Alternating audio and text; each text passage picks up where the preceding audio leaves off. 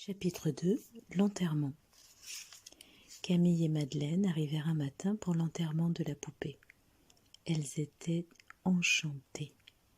Sophie et Paul n'étaient pas moins heureux. « Venez vite, mes amis, nous vous attendons pour faire le cercueil de la poupée. »« Ah, dit Camille, mais dans quoi la mettrons-nous ?»« Oh, eh bien, j'ai une vieille boîte à joujoux. Ma bonne l'a recouverte de percale rose. C'est très joli, venez voir. » Les petites coururent chez Madame de Réan, où la bonne finissait l'oreiller et le matelas qu'on devait mettre dans la boîte. Les enfants admirèrent ce charmant cercueil. Elles y mirent la poupée, et pour qu'on ne voie pas la tête brisée, les pieds fondus et le bras cassé, elles la recouvrirent avec un petit couvre-pied de taffetas rose. On plaça la boîte sur un brancard que la maman leur avait fait faire. Elles voulaient toutes le porter. C'était pourtant impossible puisqu'il n'y avait de place que pour deux.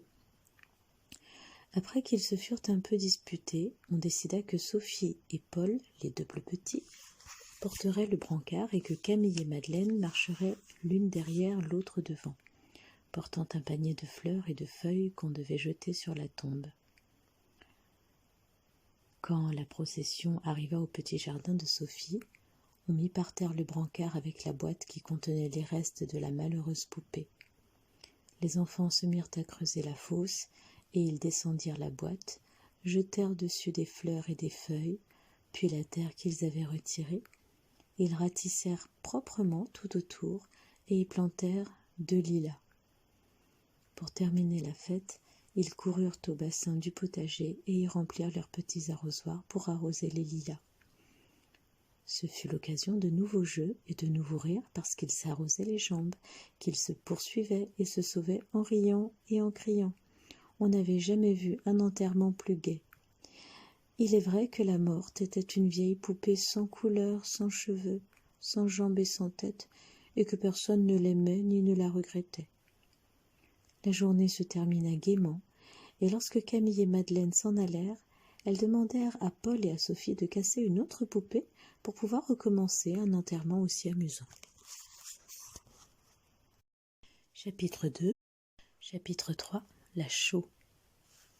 La petite Sophie n'était pas obéissante. Sa maman lui avait défendu d'aller seule dans la cour où les maçons bâtissaient une maison pour les poules, pour les paons et les pintades. Sophie aimait beaucoup à regarder travailler les maçons. Quand sa maman y allait, elle l'emmenait toujours avec elle, mais elle lui ordonnait de rester près d'elle. Sophie, qui aurait voulu courir à droite et à gauche, lui demanda un jour « Maman, pourquoi ne voulez-vous pas que j'aille voir les maçons sans vous ? Et quand vous y allez, pourquoi voulez-vous que je reste toujours auprès de vous ?»« Parce que les maçons lancent des pierres, Sophie, des briques qui pourraient t'attraper, et puis parce qu'il y a du sable, de la chaux qui pourrait te faire glisser ou te faire mal. »« Oh maman, d'abord j'y ferai bien attention, et puis le sable et la chaux ne peuvent pas faire mal. »« Tu crois cela parce que tu es une petite fille, mais moi qui suis grande, je sais que la chaux brûle. »« Mais maman... » »« Voyons, ne raisonne pas tant et tais-toi. Je sais mieux que toi ce qui peut te faire mal ou non. Je ne veux pas que tu ailles dans la cour sans moi. » Sophie baissa la tête et ne dit plus rien, mais elle prit un air maussade et se dit tout bas. « J'irai tout de même, cela m'amuse et j'irai. » Elle n'attendit pas longtemps l'occasion de désobéir.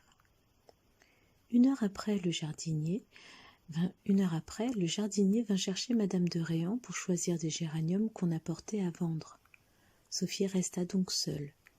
Elle regarda de tous côtés si sa bonne ou la femme de chambre ne pouvait la voir, et, se sentant bien seule, elle courut à la porte, l'ouvrit et alla dans la cour. Les maçons travaillaient et ne songeaient pas à Sophie qui s'amusait à les regarder et à tout voir, tout examiner.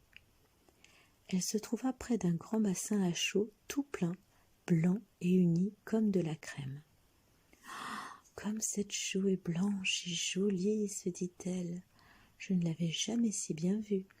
Maman ne m'en laisse jamais approcher. Comme c'est uni, ce doit être doux et agréable sous les pieds. Je vais traverser tout le bassin en glissant dessus, comme sur la glace. »